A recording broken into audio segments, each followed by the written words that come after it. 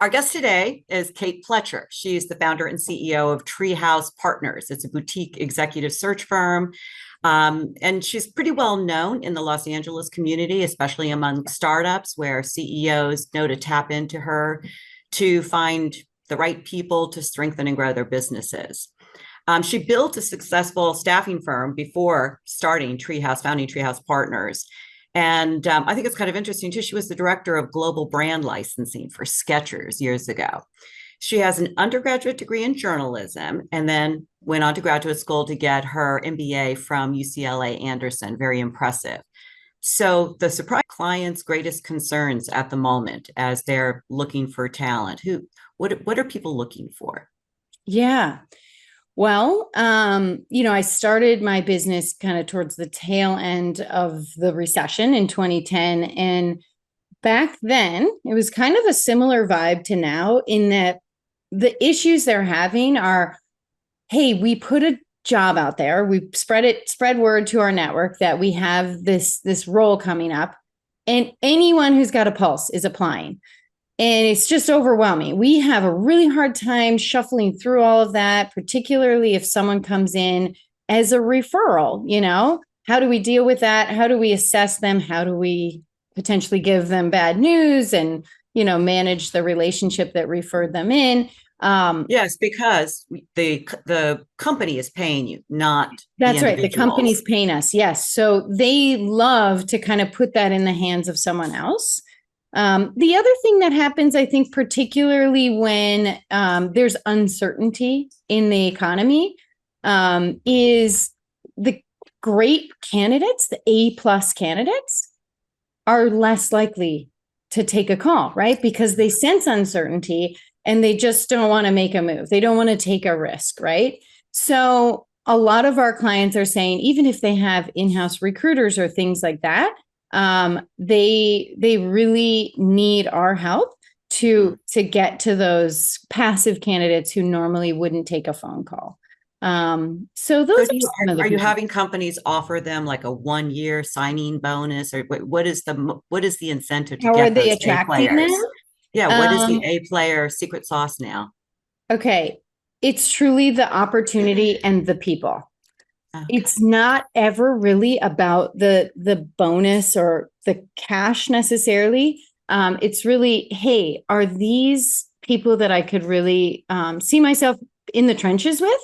And is this a company that I could see myself having a big impact on, and that is in an industry, maybe this would be the added icing on the cake, is in an industry that is maybe a little less risky or a little less subject to the ups and downs of the economy, the political landscape, etc. Tariffs. Yeah, tariffs, everything. Yes.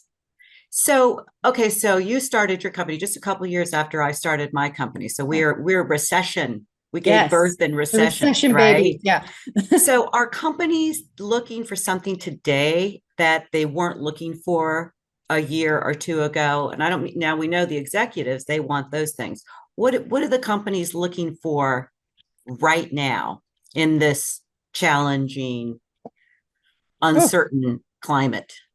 yeah. In the people, they're looking for people who have dealt with adversity, who have Mm. been through some battles. Um, there's there's kind of this this word that gets thrown around always, but I would say comes up in almost every call with clients recently, which is grit. There's that, is it Angela Duckworth? I forget her last name, but the book Grit, which is helpful to read. But it just talks about, folks who, they get knocked down, they're back up and they learn from it and they're pushing forward, and that doesn't phase them. It's kind of how they were brought up. They have enough of a track record dealing with blows that they expect it and they're planning for it, and then they pivot, as needed. So I think that has become more and more important. For us, another thing that has always been important, but is probably, getting more double clicks now than ever, is the creative problem solving. So we tend to hire a lot of folks who had some sort of experience, maybe with management consulting or iBanking or something like that, where they were thrown into different industries and had to use data, use good question asking to kind of figure out what's going on here and how do we navigate this. Those skills are very valuable in an executive because they're getting thrown stuff at them on a weekly basis that no one has ever seen before and no one has ever navigated. So being able to approach those kinds of challenges with calm, with a process, with a steady face for the rest of the team is very, very important. So there's processes, obviously, that you learn in business school and you learn in when you go into a new job. Are there any processes that you would say, hey, this one always seems to be used the most or seems to have the most effectiveness? Are you asking in terms of our process for evaluating talent or what we're seeing in companies? What you expect? I mean, is it somebody who really knows Salesforce and the processes of Oh, Salesforce, or yeah. is there, what is that? What are some of those special talents? Yeah, They've got grit, but they also have to have a process for that's right. how they're going to manage. Yeah.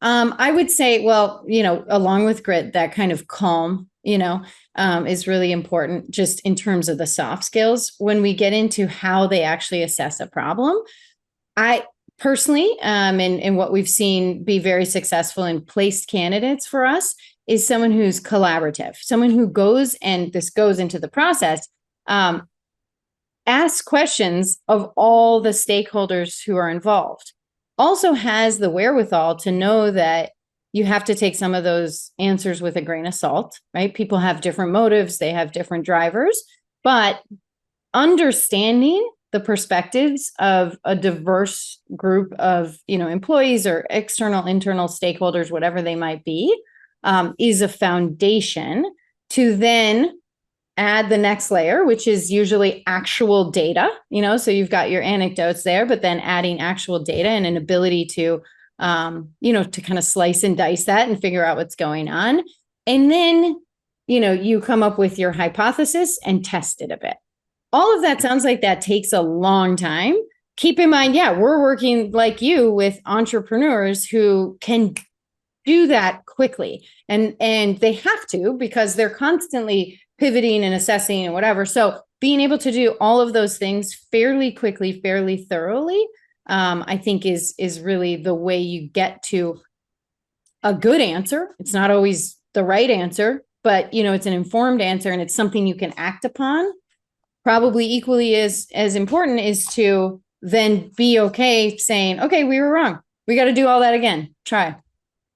Right. It's interesting. I always think of some of the great business leaders of history. They really, they interviewed the elevator guy, a guy Yes. in an elevator. They interviewed, the sparklets water guy. Yes. They Yes. just they have insights that sometimes other people might overlook.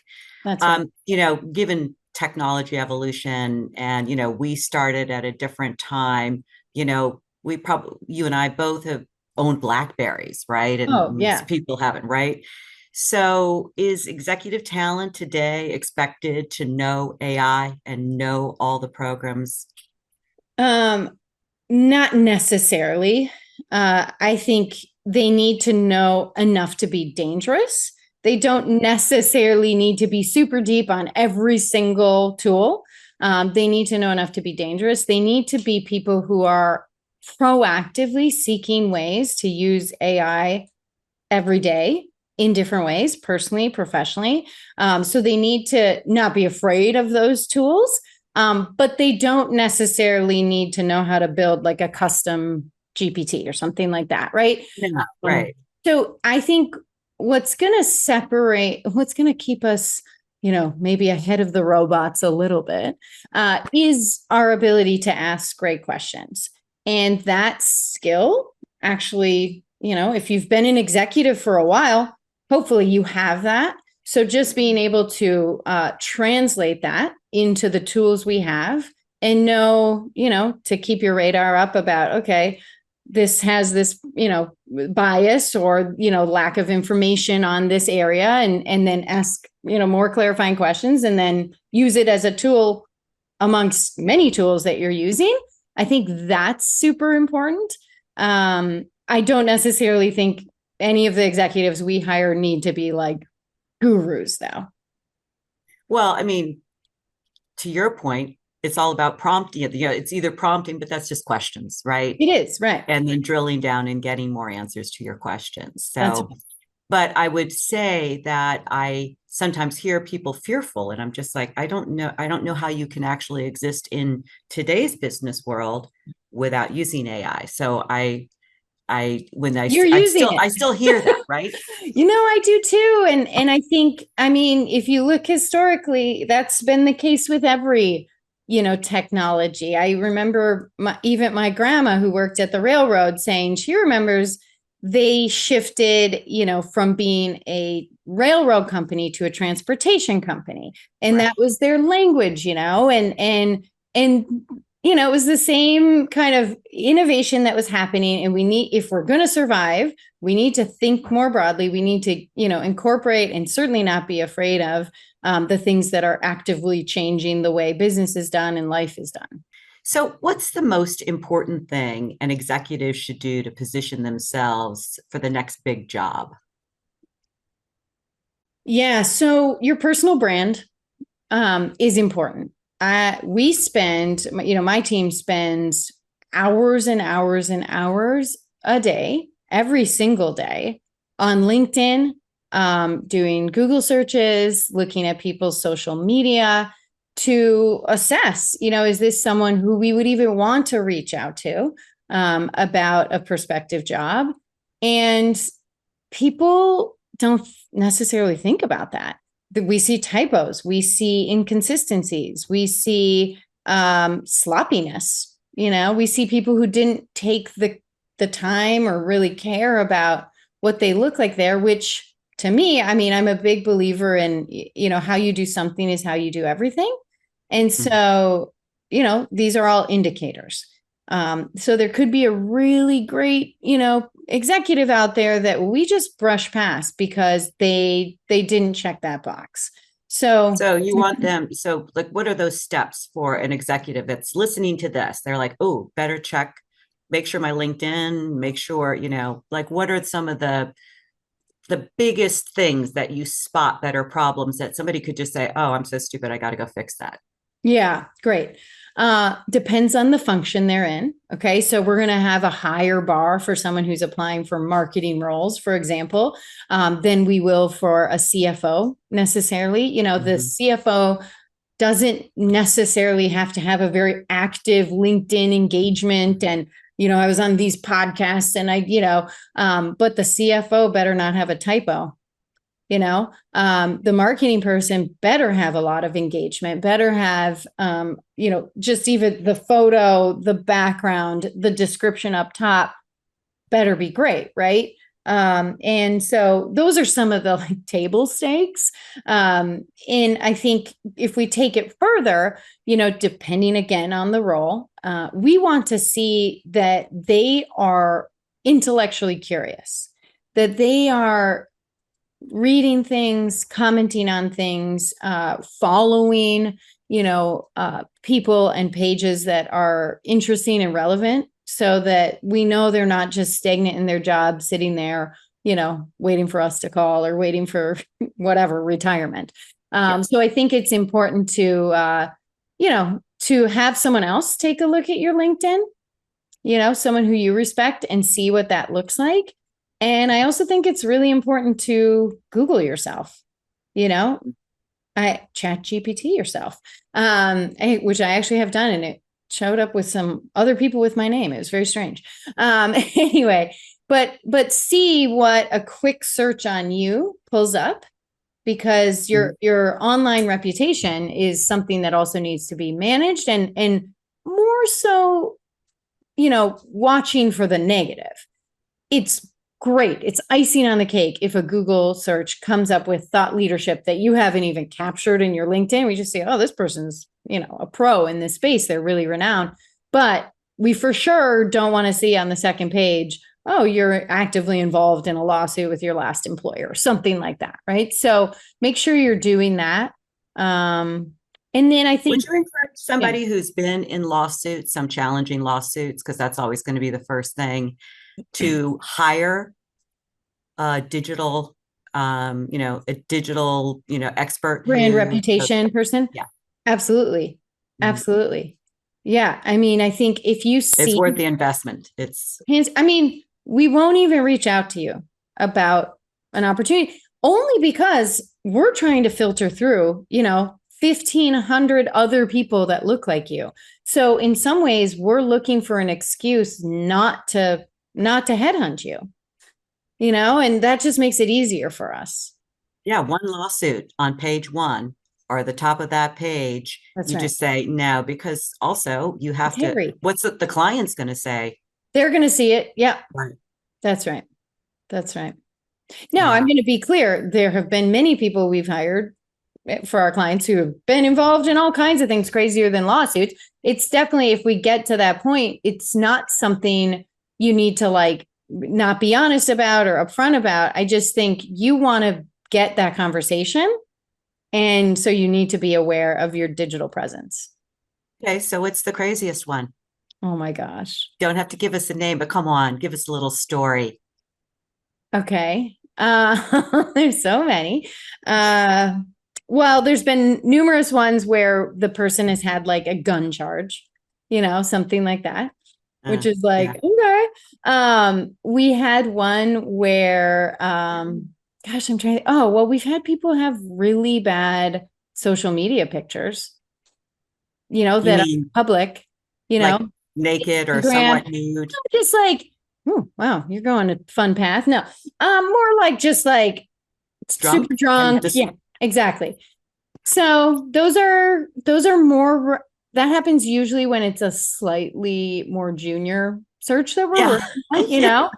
But people in their 30s, let's call it, their Instagram, which is often public, is often littered with inappropriate things if you're trying to go get a job or, Yeah. you know what I mean?